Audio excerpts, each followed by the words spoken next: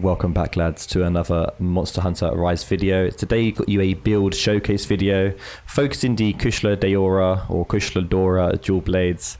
They're actually quite a nice weapon if you know how to set them up, and I think now because of Handicraft is a lot more viable, I think putting them on certain weapons, especially the KUSHALA Dora weapons and the dual blades variants, I think they are very, very nice.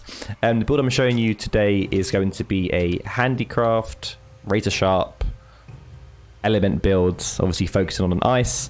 So as you can see right now, you have ice attack level 5, handicraft 4, weakness exploit 3, razor sharp 3, and critical boost 2. All the other perks don't really matter. They're just added stuff which I just have with the build or I've just slotted in. But the main things to be looking for is trying to get the ice attack to 4 or 5. Obviously 5 would be better. Handicraft level 4 is perfect. Handicraft level 3 is too low. Handicraft level 5 is too much without sacrificing, let's say, weakness exploit or razor sharp.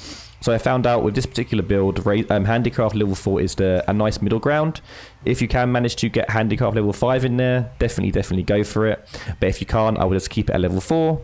Obviously, weakness exploit at level 3, critical boost at level 2 to pair up with that. And obviously, you would like to have razor sharp level 3 to keep that white sharpness as long as possible.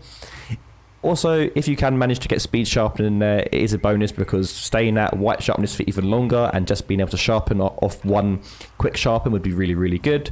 But if not, it doesn't really matter. That's the whole point of having razor sharp. But if you do manage to have speed sharpening in the build as well, it would definitely benefit the build also. Without further ado, I'm going to show you a showcase on the little bot down there, and then I'm going to go into a Dioblos run at the end. But if you are new to the channel, definitely consider subscribing. We do upload 2 to 3 times a week, so I'd really appreciate it. And if you like content like this, leave it a like.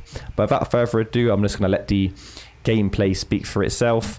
There's no need to worry about running certain silk binds. You run what you want. I just find running the aerial ones a lot better. I'll quickly just show you my silk binds real quickly. I like to run demon flight just for that bit more attack.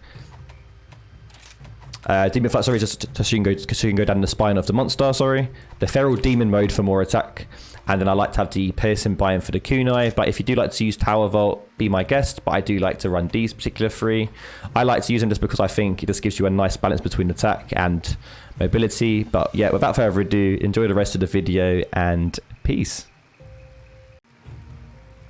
Oh, just a quick mention, lads. Make sure you are equipping the KUSHALA Deora Soul. This basically increases your affinity the more attacks you hit the monster. As you can imagine, with dual blades, it works hand in hand.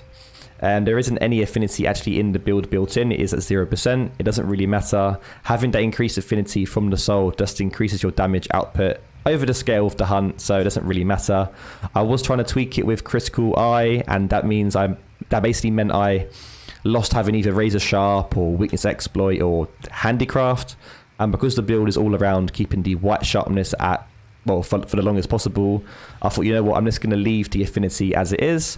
But with the soul, it does increase your affinity when you attack more anyway, so it is really, really nice. So regardless, make sure you are using that KUSHALA Deora soul anyway.